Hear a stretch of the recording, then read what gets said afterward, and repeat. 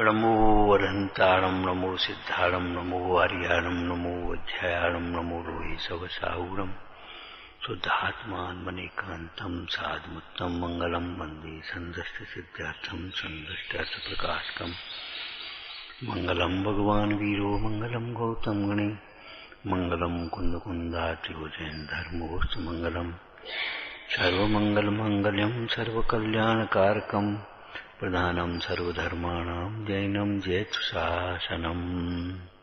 ओम नमः ओम नमः।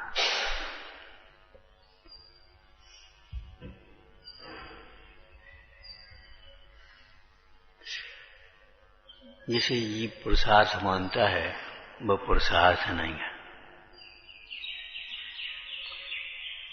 लौकिक क्षेत्र में भी वो पुरुषार्थ मिथ्या है। जैसे पैसा पुण्य के उदय से आता है, लेकिन पुरुषार्थ तो करना पड़ेगा। पुरुषार्थ के नाम पर क्या सोचता है, जाने कहां कहां तक बढ़ जाता है। व्यापार करना पड़ेगा, नौकरी करनी पड़ेगी और काम करना पड़ेगा, मेहनत तो करनी पड़ेगी, लेकिन पुण्य करना पड़ेगा ये नहीं रहा था। माने जानता है पैसा पुण्य के उदय से आता है, लेकिन पुण्य करना पड़ेगा ये बात नहीं सोचता। पुरुषार्थ के नाम पर विपरीत दौड़ता है। बहिरात्मा बाहर की क्रियाओं में अपने उठापटक में पुरुषार्थ मानता है। भाई वो पुरुषार्थ नहीं। पुरुषार्थ करना पड़ेगा का मतलब पुण्य। पैसा का पुरुषार्थ कह रहे, और वह पुण्य वीतरागी देव के चरणों की भक्ति से होगा। नियम सार जी में चर्चा आई। हे भाई, तू नाना प्रकार के भोग संयोग वैभवों को देखकर सुन करके, इंद्रादि के वैभव, चक्रवर्ती के वैभव तो सुनने को है, देखने को तो है नहीं।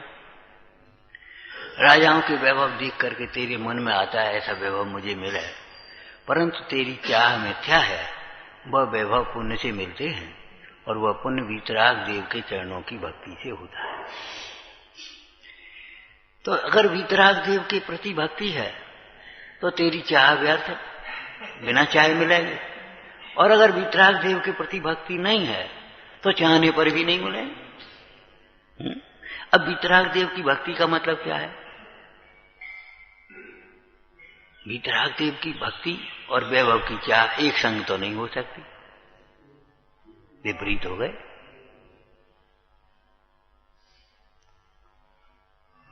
मतलब पुरुषार्थ के नाम पर हम क्या सोचते रहते हैं?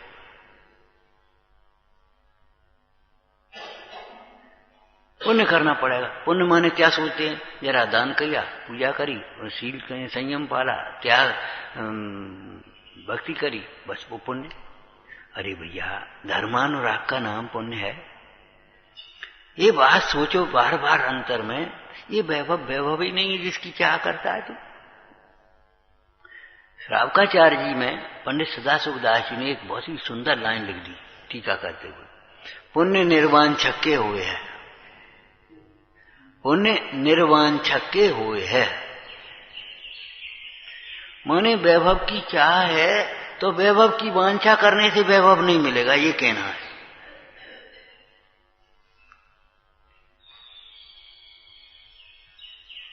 उस वैभव को जब तक तुम वैभव समझते रहोगे तब तक पुण्य भी नहीं होगा। आत्मिक वैभव को पहचानो। आत्मिक वैभव को के प्राप्त करने की भावना भाव। आत्मिक वैभव की आराधना में लगे हुए जीवों के दान सेवा विनय भैयावर्ती करो, उनको उनके स्वरूप का चिंतन करो, और अपने उस जो बाहर के वैभव की चाह है ना, उसको मिटाओ। आपका पुण्य अपने आप होगा। एक दृष्टांत दिया था, गेहूं का भूसा भी कोई अलग से नहीं बोने की जरूरत है। क्यों? गेहूं का बीज तो होता ही है, और गेहूं के भूसे का बीज को क्या होता है? गेहूं के भूसा के लिए कौन सा बीज बोना पड़ेगा? गेहूं का भूसा भी गेहूं के साथ तो अपने आप होगा, और गेहूं के बिना नहीं ही होगा। कुछ समझ में आया? गेहूं का भूसा गेहूं के साथ तो अपने आप होगा, और गेहूं के बिना नहीं ही होगा। तो ऐसे वीतरागता की आराधना करने के वाले जीव को वीतरागता की भावना भाते हुए बीच में पुण्य तो अपने आप होगा, और सम्यक दर्शन के बिना, वीतरागता की दृष्टि के बिना, वीतरागता की भावना के बिना, वीतरागता के लक्ष्य के बिना पुण्य उस प्रकार का पुण्य नहीं ही होगा। मिथ्यात्व की भूमिका में मुख्य रूप से पापानुबंधी पुण्य होता है, मुख्य रूप से। स्वर्ग आदि चले गए, वहां से आकर के फिर तांते चाहे थावर्तन, वहां भी विषयों की चाह की दाह से आकुलित रहता है। मतलब वो पुण्य पुण्य नहीं रहा। सही पूछो तो काय का पुण्य? हम कहते देखो भैया, पुण्य उसे कहते हैं पुनातीत पुण्यम, जो हमें पवित्रता की ओर ले जाए। पवित्र स्वरूप की दृष्टि वह सम्यक दर्शन है। पवित्र स्वरूप का ध्यान, एकाग्रता, लीनता वह सम्यक चारित्र है। पवित्र तत्व की अनुभूति वह सम्यक ज्ञान है। ठीक है। और पवित्र स्वरूप का विचार, भावना, चर्चा, चिंतन, ये उत्कृष्ट पुण्य है। ये कहने का मतलब हमको ये वैभव नहीं चाहिए, इंद्रादिक पद नहीं चाहिए। चाहूं उसी को इंद्रादिक पद मिलते हैं। इंद्रादिक पद सम्यक दृष्टियों को मुख्य रूप से मिलते, स्वधर्म इंद्रादिक। तो जो बताओ, वो चाहता है उसको मिलते कि नहीं चाहता उसको मिलते? नहीं चाहता उसको मिलते। अगर तुम्हें वैभव चाहिए तो वैभव की चाह छोड़ो, इस वैभव को वीतराग के चरणों में समर्पित कर दो। इसीलिए हम बार बार कहते, देखो भाई, नए वैभव की चाह मत करो, और पुण्योदय प्रमाण जो वैभव मिलता है उसका सदुपयोग करो।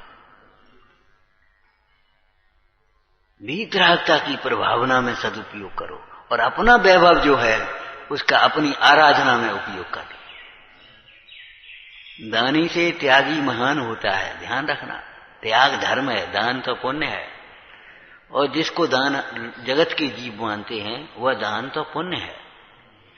और पूज्यपाद स्वामी ने कहा, अरे दान आदि के लिए भी जो धन आदि का संग्रह करना चाहते हैं, इतना हो जाए तो इतना दान करूं, ऐसा हो जाए तो ऐसा मैं काम करूं, तो वे तो भैया कीचड़ लगा करके स्नान करने के लिए कीचड़ लगाते हैं। कीचड़ लग जाए तो स्नान करने लायक है, बिल्कुल सही है, लेकिन स्नान के लिए कीचड़ लगाने लायक नहीं। पुण्य के उदय से सहज मिलता है तो खूब सदुपयोग करो, दान परोपकार में खूब करो, कोई दिक्कत नहीं। लेकिन दान परोपकार के लिए भी चाहो मत। जब हमने ये श्लोक पढ़ा तो हमें विचार आया, पूज्यपाद स्वामी वीतरागी संत कैसे लिख रहे हैं। जब दान पुण्य के लिए वैभव की चाह मिथ्या है, कीचड़ लगाने के समान है, तो भोगों के लिए वो वैभव की चाह कैसी होगी?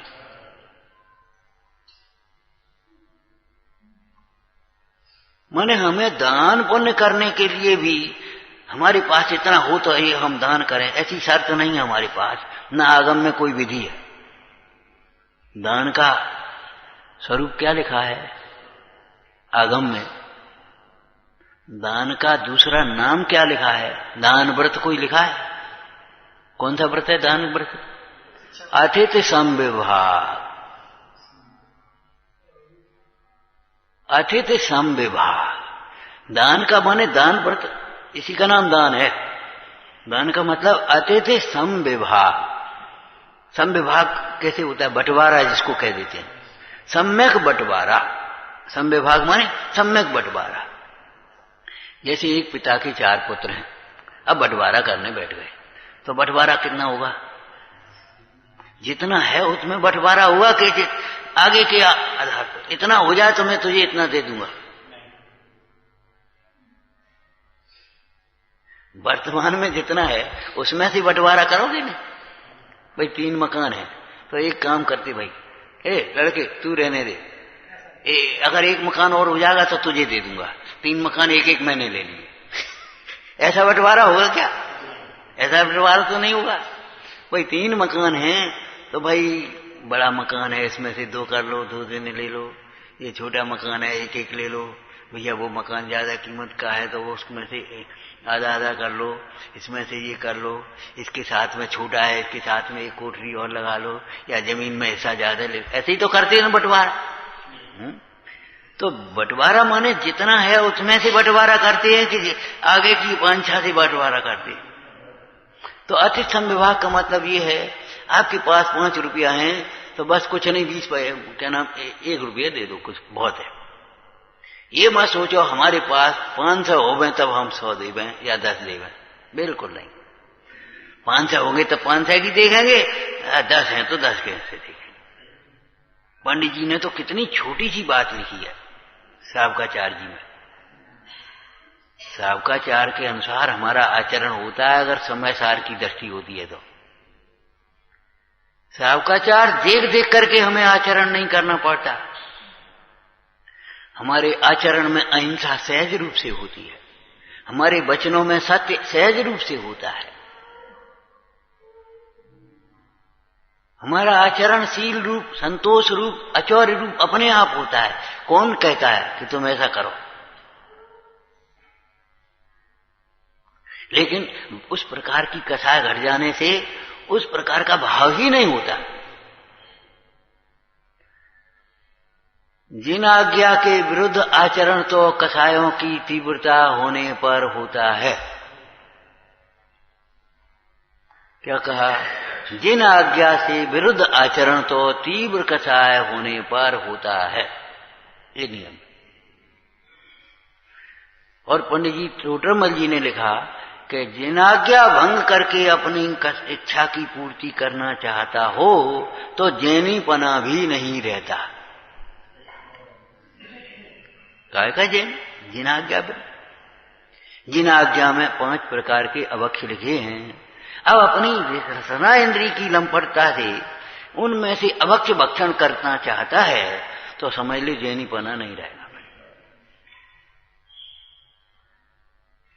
एक ऐसा भी अवक्ष लिखा है, बताओगे, जिसमें जीवों की हिंसा भी नहीं है, नशाकारक भी नहीं है, लोक निंद भी नहीं है, बिल्कुल शुद्ध है, उसके भी अवक्ष लिखा है।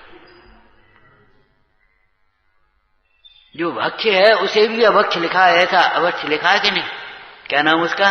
अनिष्टकारक अवक्ष। घर के आटे की, घर के घी की, घर के दूध की, घर की बनी हुई रसोई, अगर तुम्हारा पेट खराब है तो तुम्हारे लिए अवक्ष है, लाओ नेक दे दो। नहीं, बिल्कुल नहीं। तुम्हारा जुकाम हो रहा है, तुम्हें डायबिटीज है, तो तुम्हारे लिए घर का गुड़ बना है सूद का, उसकी मिठाई भी तुम्हारे लिए अवक्ष हो गई। हो गई कि नहीं हो गई?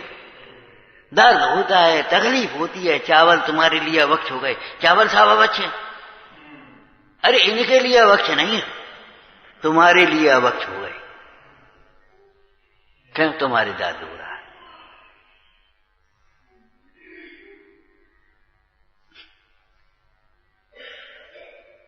भगवती आराधना में लिखा है कुपथ्य का त्याग होने पर बिना औषधि के भी निरोग हो सकता है, लेकिन कुपथ्य का त्याग किए बिना अनेक औषधियों से निरोग नहीं होता। और हमारी गड़बड़ी यही रहती है, हम कुपथ्य नहीं छोड़ना चाहते।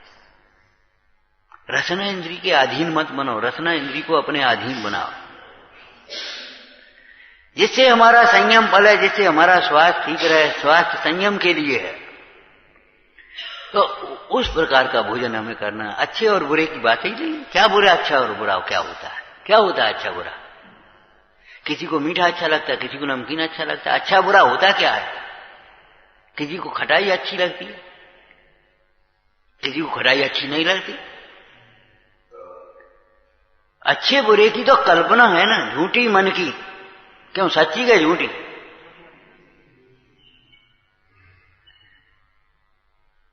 आपको बेसिक आधार, बेसिक शिक्षा है ये। भोजन के तमाम नियम बाद के हैं, सबसे बाद के हैं कि तुम रसी करते हो, कि एक आसन करते हो, कि एक बार का खाते हो, कि दो बार नहीं। पहला नियम है जो आपको मिले उसको बड़े संतोष से, बड़ी सादगी से, बड़े निष्प्रय भाव से, उदासीन भाव से संयम की वृद्धि की भावना भाते हुए करो। इस पड़ोसी को क्या परस रहे, हमें क्यों नहीं परसा, ये मत, बिल्कुल मत देखो, कतई मत देखो। उसके पुण्य की व्यवस्था उसके पास है, हमारे पुण्य की व्यवस्था हमारे पास है। कई बार दूसरे को परोस दिया, अपने परोसने रह गई, भूल गए, ऐसा भी हो जाता है। चिंता मत करो, बिल्कुल मन मलिन मत करो। ध्यान रखना, प्रसन्नता और संतोष से अगर पानी भी पियोगे तो दूध का काम करेगा, घी का काम करेगा। रिद्धियां होती हैं, क्षीर श्रावी रिद्धि, घृत श्रावी रिद्धि, मधु श्रावी रिद्धि होती हैं कि नहीं? रिद्धियां काय से होती हैं? परिणाम से ही तो होती हैं। तुम्हें से अगर परिणाम होंगे तुम्हें उसी में से रस आएगा, घबराओ मत। बिल्कुल जो तुम्हारे लिए तकलीफ कारक है कतई मत, नहीं। खाने के लिए थोड़ी है हम, हमारे लिए भोजन है, हम भोजन के लिए नहीं है। वो बनो है, हमने बहुत मेहनत से बना, आज बनाओ वो हमें क्या करना, हमें क्या लेना देना। आज तुमने बनाया है मेहनत से और खा लेंगे तो कल तुम फिर बनाओगे, अभी तो ले लेते, मने कर दे, वैसे ही कर रहे मने, फिर ले लेते, कोई बात नहीं। और नहीं लोगे तो कल से बनाना बंद हो जाए। जिस भोजन से स्वाध्याय छूटे सवेरे से बने लगे हैं, वो भोजन है कोई? एक 30-40 साल पहले की घटना है। 2 निमंत्रण हो गए, भोजन करने जाते थे घर घर, 2 निमंत्रण हो गए उनके भोजन की व्यवस्था। उन्हें चलो, उन्हें चलो, हमने भैया एक जगह जाएंगे, 2 जगह कैसे जाएंगे? बोले हम तो कह गए थे, उन्हें हम भी कह गए थे, उनसे कह गए थे। बढ़िया आप है, तो हमने एक काम करो, एक जने सवेरे कर लिया, एक जन शाम कर दिया, क्या परेशानी है? एक आज का दियो कल का व्यवस्था एक की, और नहीं एक हम चल रहे एक जने और कल वहां चलो, क्या बात है? एक ही तो बात है। अरे साहब का हम 4 बजे से लगे हैं, तो हमने तुम्हारे यहां तो होगा नहीं, सुनो तुम्हारे यहां तो नहीं आएंगे, तुम 4 बजे से लगे, झाड़ू मोजा लगे, बामे झाड़ बुआर ये करने वो करने, रात न होता है, 4 बजे से लगे, तो हमने तुम्हारे यहां तो नहीं होगा। 4 बजे से लगने का टाइम है, पूजा स्वाध्याय के बाद लगो से और दाल रोटी बना लो आराम से। समझ रहे क्या कहना चाह रहे हैं? माने पुण्य निर्वांछक भाव के होता है, पुण्य चाहने वालों को पुण्य नहीं होता, ये कहना है। इसीलिए भोगों की चाहने वालों को भोग नहीं मिलते। भोगों की चाह से पाप होता है। हमारे वैभव मिले ये मत सोचो, वैभव की चाह नहीं हो, ये सोचो, ये भावना भाव। देखो को सेवा करे वो बुढ़ापे में क्या करेंगे, कैसे करेंगे? अरे ये सोचो सेवा करानी ना पड़े, सेवा करानी ही ना पड़े, ये सोचो, ये भावना भाव। अपने स्वरूप में लग जाओ, अपने स्वरूप की सेवा करो, भगवंतों की सेवा करो, जिन शासन की सेवा करो, सेवा करानी ही नहीं पड़े। और ऐसे जीवों की सेवा करने के लिए देवता तरसते हैं, लाखों देव सेवा करते हैं। चक्रवर्ती के एक एक रतन की सेवा 1-1 हजार देव करते हैं। अब क्या कह दें हम? तुम्हें एक ईमानदार नौकर मिलना मुश्किल हो जाएगा। क्यों? न आत्मा की सेवा करो, न परमेश्वर की सेवा करो, न गुरुजनों की सेवा करो। तुम्हारी सेवा कौन करेगा? बिल्कुल नहीं करेगा, कोई नहीं करेगा, निश्चित बात है। और जो अपने स्वरूप की सेवा करते हैं, जिनेंद्र हो गए कि नहीं? लाखों देव सेवा कर रहे हैं, इंद्र सेवा कर रहे हैं। और जो जिनेंद्र भगवान की सेवा करते हैं उनकी देव सेवा कर रहे हैं, उनकी नीचे वाले और सेवा कर रहे हैं। सेवा सेवा सेवा क्या सोचते हो? भोगों की चाह छोड़ो, पुरुषार्थ है ये। तत्व ज्ञान के अभ्यास से भोगों की वांछा का त्याग करना, इसमें पुरुषार्थ है। एन केन घुमा फिरा करके, बहाने बना करके, रूठ करके, मन करके, हम नहीं खाना, हमें ये नहीं करना है, और भैया नहीं कजू अब खा ले, अब बना देते हैं, जी करें जी पुरुषार्थ नहीं है, नाटकबाजी। छल प्रपंच करना, कसाय करना, बहाने बनाना, झूठ बोलना, ये पुरुषार्थ कहां से आ गया ये बताओ? साहब अब लौकिक पुरुषार्थ, लौकिक नहीं है, झूठा पुरुषार्थ, लौकिक झूठा पुरुषार्थ है। भूषा के लिए अलग से कुछ भी करने लायक नहीं है, कुछ भी करना भी नहीं पड़ता। ऐसे धर्मात्मा जीवों को बाह्य के लिए पुरुषार्थ नहीं करना पड़ता। शरीर को स्वस्थ रखने के लिए क्या करना पड़ेगा? क्या कुछ नहीं करना पड़ेगा? सुनो, कुछ नहीं करना पड़ेगा। आप आत्महित की भावना से संयम की साधना करो, शरीर अपने आप स्वस्थ रहेगा। दीप्तं च तप्तं च तथा महोग्रम घोरम तपो घोर पराक्रमस्था। दीप्तम एक रिद्धि है कि नहीं? 64 रिद्धियों में शरीर की दीप्ति बढ़ती चली जाती है जितना तप करते हैं अपने आप। अरे पूर्ण वीतरागी हो जाता है तो शरीर परम औदारिक हो जाता है। न आहार की जरूरत है, न कोई पानी की जरूरत है, न किसी प्रकार की जरूरत है, परम कांतिमान शरीर। और अंतिम समय तक एक झुर्री नहीं पड़ती, न केस नहीं बढ़ते, कुछ भी नहीं होता, जैसे का तैसा, बुढ़ापा नहीं आता है। तुम्हारे पास ताकत, तुम संभाल करके रखो, खूब बढ़िया खाओ, जो तुम्हारी कल्पना हो उसे चलो, डॉक्टर के हिसाब से चलो चलो, लेकिन कोई बुढ़ापा आने से रोक जा। भोगों में आसक्ति से तो बुढ़ापा जल्दी और आएगा। भोगों में आसक्ति से बुढ़ापा जल्दी और आएगा।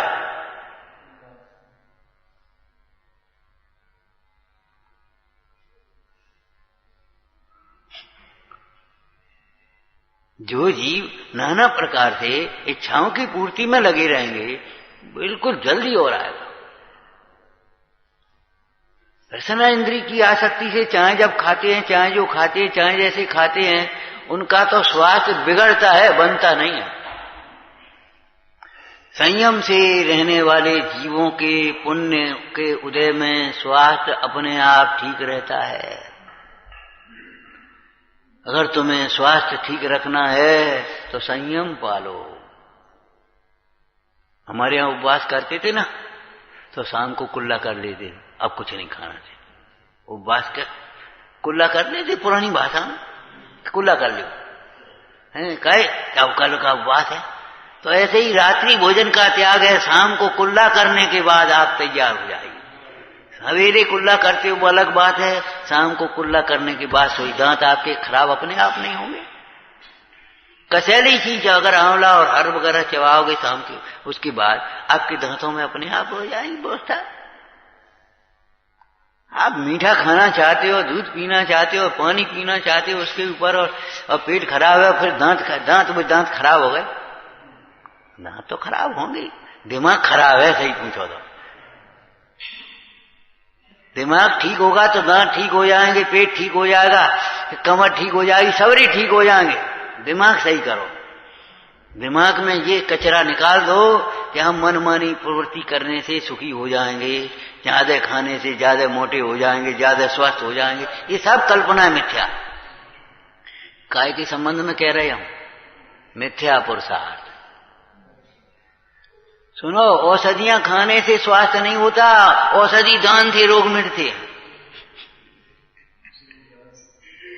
औषधि दान कर और औषधि सेवन करना है तो बताएं कौन सी औषधि? जिन वचन रूपी औषधि का सेवन करो।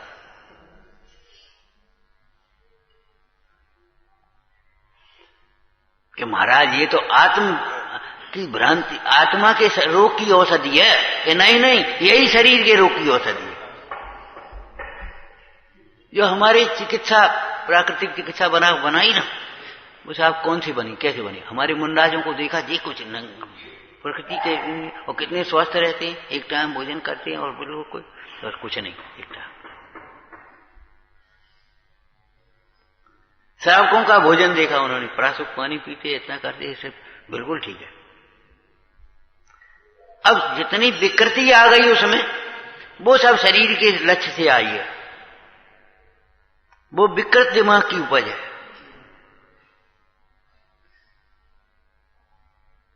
समझ में आया ना?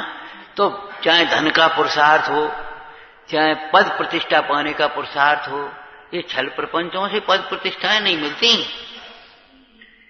चाहे भोगों का पुरुषार्थ हो, सारी ये चीजें सामग्रियां पुण्य से मिलती है। और पुण्य निर्वांछक को होता है, इस बात का ध्यान रखो। और निर्वांछकता सम्यक दर्शन का अंग है।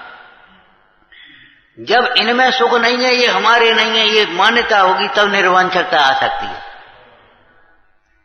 महाराज धन के वैभव के लिए क्या करना चाहिए? धन वैभव के लिए क्या करना चाहिए? कि धन वैभव के लिए कुछ भी नहीं करना चाहिए। क्यों? उसमें हमारा कर्तव्य तो है ही नहीं। बोलो, उसमें हमारा कुछ कर्तव्य चलेगा? कर सकते हैं कुछ हम? अरे पुण्य के उदय में हमें नहीं चाहिए, हमें नहीं चाहिए, जबरन आएगा। और पाप के उदय में हमें चाहिए, हमें जबरन। हम कहते ये तो हमने लौकिक में दुकानदारों के यहां देखा, एक को घर से बुला करके ले जाए, तुम चलो ने कहा मैं सामान दे दे। अब तो नहीं, 1 घंटा बाद आए तो ठीक है, हम बैठे। बता, उसको घर से लवा रहा है, 1 घंटा प्रतीक्षा कर रहा है, और दूसरा दुकान खोले, यहाँ आओ, क्या चाहिए? कछु नहीं। अब बोलो ये कोई बात नहीं। और एक बात दूसरी, करणान योग और चरणान योग का मेल मिलाना चाहिए। माने अकेले पुण्य के उदय से नहीं, पुण्य का परिणाम भी होना चाहिए। आखिर ये व्यवहार क्यों है? कि उसका पुण्य का उदय है। ईर्षा करने से काम नहीं चलेगा। उसका पुण्य का ईमानदार आदमी है वो, उसकी यहाँ प्रामाणिकता का व्यापार होता है, इसलिए वो उसके पास आ रहा है। उसकी विश्वास है यहाँ हम ठगे नहीं जाएंगे, नकली माल नहीं मिलेगा, उल्टे सीधे पैसा नहीं लगेंगे, हमको उल्टा सीधा नहीं सुनना पड़ेगा। जो ग्राहकों से लड़ेगा, उल्टे सीधे काम करेगा, नकली बेचेगा, उसका व्यापार क्या चलेगा? क्या पुण्य का उदय? अरे पुण्य का उदय भी पाप में बदल जाएगा। और उसका कभी पाप का उदय भी होगा तो पुण्य में बदल जाएगा। रायचंद जी ने एक अनाथी मुनि की कथा लिखी है, आपने पढ़ी हो, अनाथी मुनि की कथा। एक बड़ा सेठ था, उसके एक लड़का था, और भी भाई थे, सब थे। खूब कमाई, खूब व्यवस्था, सब घर में संपन्नता, कोई बात की तकलीफ नहीं, बस यहां से देखता है बैरात में। अरे घर में रहना ही तकलीफ है, भोजन करना पड़ता है, ये तकलीफ है। भूख लगती है, प्यास लगती है, तकलीफ है। नींद आती है, तकलीफ है। ये रोग हैं। शरीर की दृष्टि से नींद नहीं आना रोग लगता है। हम कहते नींद नहीं आना रोग हो तो भगवान को क्या कहोगे आप? मुनराज को नींद नहीं आ रही, अपने स्वरूप में आराधना में लगे, बताओ, निद्रा विजयी करते हैं। अरे धर्मात्मा ज्ञानी जीव तो नींद को जीतने का पुरुषार्थ करते हैं। नींद के लिए पुरुषार्थ कुछ नहीं करना पड़ेगा आपको। और सुनो, आप टेंशन मुक्त रहोगे और स्वावलंबी रहोगे, नींद के लिए आपको कुछ नहीं करना पड़ेगा। और अगर टेंशन मुक्त नहीं होगे और शरीर की मेहनत नहीं होगी, आपकी स्वावलंबी नहीं होगे, नींद की गोलियां खा खा करके शरीर को बिगाड़ लोगे, गोलियां भी काम नहीं करेंगे। मतलब झूठा उद्यम गलत, झूठा उद्यम करता है, ये कह रहे हम सिर्फ। चाहे स्वास्थ्य का हो, चाहे भोगों का हो, चाहे धन का हो, चाहे पद प्रतिष्ठा हो, चाहे धर्म का हो, झूठा उद्यम लोग करते हैं। जिसे पुरुषार्थ मानते हो वो पुरुषार्थ नहीं है, और जिसे जो पुरुषार्थ है उसे जानो, समझो भाई पुरुषार्थ क्या है। दृष्टांत से समझ में आ गया क्या? भूसे के लिए अलग से क्या करना पड़ेगा? आप बिल्कुल दिमाग से भीतर से बोलो, कुछ भी नहीं करना पड़ेगा। बिना करें कैसे हो जाओगे? बिना करें कैसे हो जाएगा? यही तो चमत्कार। सहज निमित्त नैमित्तिक संबंध है भैया। पुण्य शुद्धोपयोग का और शुभोपयोग का सहचरपना है। शुद्धोपयोग के साथ होने वाले शुभोपयोग के परिणाम से वो पुण्य की सामग्री अपने आप, आपको कुछ भी नहीं करना पड़ेगा।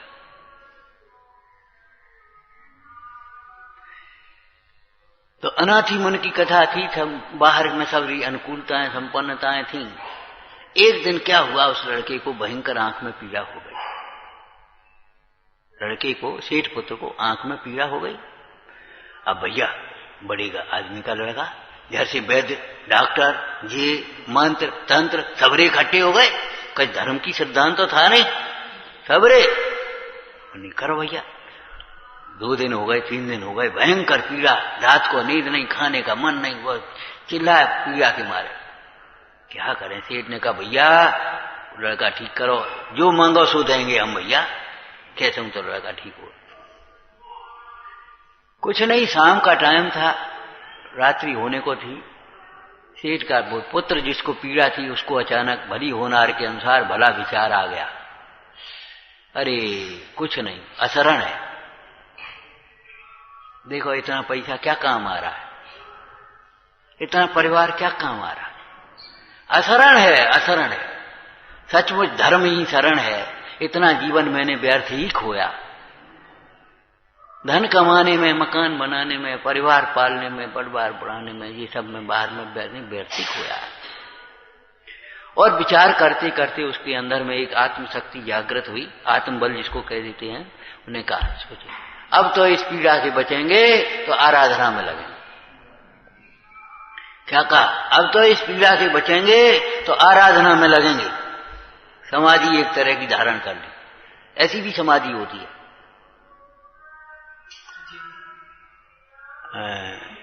आग लगे या नाव डूबे या धर्म विघ्न जब आवे, 4 प्रकार आहार त्याग के मंत्र सो मन में ध्यावे। इनमें ऐसी समाधि होती है कि अगर इस उपसर्ग से बचेंगे तो आहार पान ग्रहण करेंगे और नहीं तो नहीं। और ऐसा एक अनाथी मुनि का दृष्टांत, ये तो कल्पना का दृष्टांत है, नाम पता नहीं, लेकिन हमारे दृष्टांत में तो ऐसे पुराणों में दृष्टांत है। बारसेन कुमार के चोर की ने आकर के हाथ डाला और उसने आकर के पहरेदारों ने पकड़ा। भैया ये क्या ढोंग कर रहा है, चोरी करता है राजकुमार होकर के, तेरे लिए क्या कमी थी? और राजा से कहा महाराज अब क्या करें बताओ, आपका पुत्र ही चोर है। हार पड़ा उसके पास, अब हार रख करके ध्यान के लिए उन्हें कुछ नहीं, तलवार चला, गर्दन उड़ा दो। बोलता नहीं है, उठता नहीं है, कुछ कहता नहीं है, फूल की माला बन गई। बारसेन कुमार निर्दोष जैसे के तैसे बैठे बीतरागी। तब खेद नहीं, अब हर्ष नहीं, तब दीनता नहीं, अब अभिमान नहीं, तब भय नहीं, अब कोई प्रकार की वांछा नहीं। तीनों जोड़ियां समझ लेना। तब भयभीत नहीं थे, अब क्या हो है, लोग क्या कहेंगे, धर्म की बड़ी हंसी होगी, अब जो हो वो सो हम क्या करें।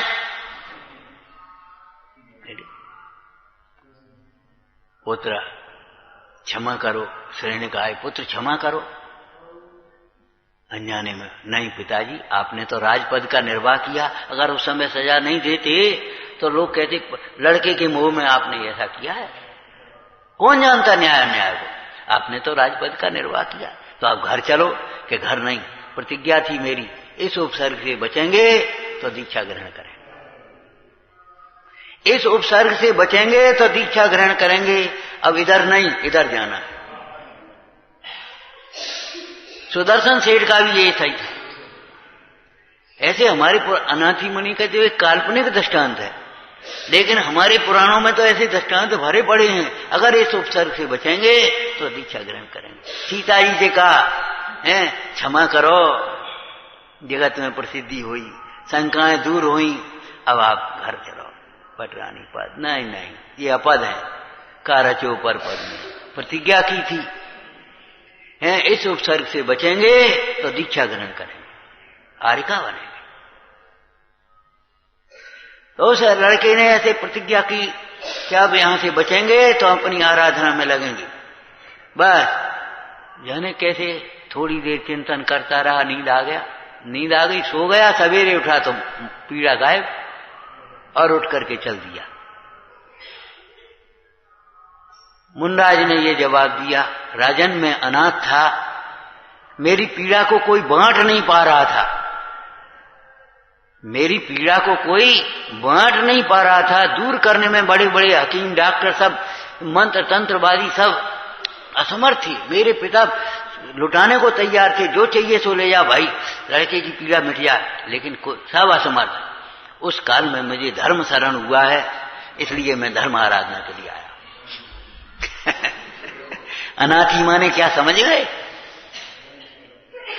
इन प्रसंगों से हमने ये परिभाषाएं लिखी हैं। अनाथ वह नहीं है जिसके माता पिता नहीं है। अनाथ वह है जो माता पिता को माता पिता नहीं समझता। लौकिक बात है। अनाथ वह है जिसे जिन्नाथ की श्रद्धा और भक्ति नहीं है। अनाथ वह है जिसे चैतन्य नाथ का भान नहीं है। अनाथ कौन है? जो माता पिता नहीं है वो अनाथ है। अरे नहीं, जो माता पिता को माता पिता ही नहीं समझता, अवज्ञा करता, अनादर करता है, गुरु को गुरु नहीं समझता, माता पिता को माता पिता नहीं समझता, वो अनाथ बना डोलता है। अनाथ वह है जिसके हृदय में जिन्नाथ की श्रद्धा और भक्ति नहीं है। अनाथ वह है जिसे अपने चैतन्य नाथ का भान नहीं है। वो व्यवहार हो गया, वो लोक व्यवहार हो गया, ये परमार्थ हो गया। दरिद्र वह नहीं है जिसके पास धन नहीं है। अगर धन के बिना दरिद्र कहोगे तो मुनराज को क्या कहोगे? दरिद्र वह है जिसे धन की चाह है। धनवान वह है जिसे धन की चाह नहीं है। और दरिद्र वह है जिसे अपने धन की खबर नहीं है। धनवान वह है जिसे अपने धन की खबर है। अंतर के लक्ष्यों अजाची लक्ष्यपति है। अंतर की लक्ष्यों अजाची लक्ष्यपति है। तो जैसे भूसे के लिए कुछ नहीं करना पड़ेगा, ऐसे तुम्हें शरीर के लिए, बाहर के संयोगों के लिए कुछ भी नहीं करना पड़ेगा। आत्मा की आराधना के लक्ष्य से आप काम करिए जो कुछ भी करना है। भक्ति करो अपने परिणामों की निर्मलता के लिए। वो विघ्न दूर करने के लिए कुछ नहीं करना पड़ेगा।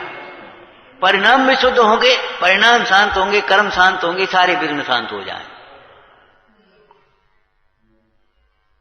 पुरुषार्थ किसका नाम है? समझ में आया? पुरुष, जिस पुरुषार्थ में, कल की भाषा याद है तुम्हें भैया? जिस पुरुषार्थ में पुरुष नहीं है वो पुरुषार्थ कहेगा।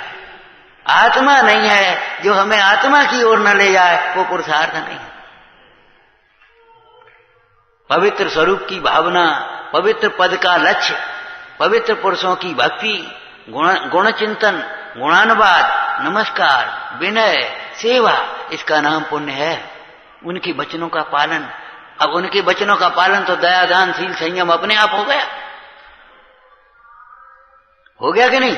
पुण्य नहीं चाहने वाले को कैसा पुण्य होता है अभी? हम कहते हैं देखो, अज्ञानी को पुण्य छोड़ता है, अज्ञानी को पुण्य छोड़ता है, अज्ञानी पुण्य के पीछे भागता है, चिपक कर। ज्ञानी को पुण्य नहीं छोड़ता, ज्ञानी ही पुण्य को छोड़ता है। अब पुराण पढ़ लो, जब से सम्यक दर्शन हुआ उसके बाद से कोई दरिद्र हुआ हो तो बता, कोई विकलांग हुआ हो, रोगी हुआ हो, हीन हुआ हो, नरक में दुख भोगे हो, बताओ। नरक में नरक आयु बंध गई तो गए, लेकिन नरक में दुखी हुए हों, ऐसे हुए बताओ। बाहर नरक कृत दुख भोगे, अंतर सुगरस घटा घटी, चिन्ह मुद्र धारी की मोह रीत लगत है। पुरुषार्थ एक ही है। जहां है, जिस परिस्थिति में है, उन सबसे न्यारा अपने को चैतन्य स्वरूप देखना। पुरुषार्थ करने में नहीं है, विकल्पों की पूर्ति में तो है ही नहीं, विकल्पों के अभाव की चिंता में भी पुरुषार्थ नहीं है। पुरुषार्थ है तत्व स्वरूप के चिंतन करने में, ये व्यवहार हो गया। बाद बाकी जो है स्वरूप उसको स्वीकार करना, इसी का नाम पुरुषार्थ है। हर आदमी स्वीकार भी नहीं कर पाता, बौखला जाता है, दुखी हो जाता है, उत्तेजित हो जाता है, हर्ष विषाद करता है। जो है उसको सहज भाव से स्वीकार करो। क्या कहें, देह अनित्य है, अशरण है, इस बात को सहज भाव से स्वीकार कर लो। छूटेगी ये तो देह, इसको आप बनाए नहीं रख सकते, इसमें कोई पुरुषार्थ नहीं चलेगा तुम्हारा। पुरुषार्थ देह को भिन्न मान करके आप निश्चिंत हो गए, समाधि मन का पुरुषार्थ हो गया। हो गया कि नहीं? ऐसे ही आप साधना करोगे, स्वास्थ्य का पुरुषार्थ अपने आप, धन का पुरुषार्थ अपने आप। माने जैसे भूसे के लिए अलग से कुछ भी करने लायक नहीं है, ऐसे इन बाहर में कुछ भी करने लायक नहीं है। वो आत्मन अपना एक एक समय, एक एक उपयोग, एक एक शक्ति का कण, ये समझ लो, आत्मा के लिए समर्पित कर दे। पुण्यम समग्र महमेक मना जो होमी, भूतार्थ यज्ञ पुरुष से करोमि यज्ञम। सर्वस्व समर्पण पूर्वक एकमात्र आराधना का लक्ष्य बनाना। बीच में जो कुछ भी हो जाए योग्य होगा, अयोग्य नहीं होगा। और आत्म स्वरूप का लक्ष्य नहीं हुआ तो भैया उल्टा तो होना ही है। ओम नमः। हे जिनवाणी भारती तो ही जपू दिन रैन, जो तेरी शरणा गए सो पावे सुख चैन। न वाणी के ज्ञानते सूझे लोकालो, तो वाणी मन तक नमो सदा जेत हूँ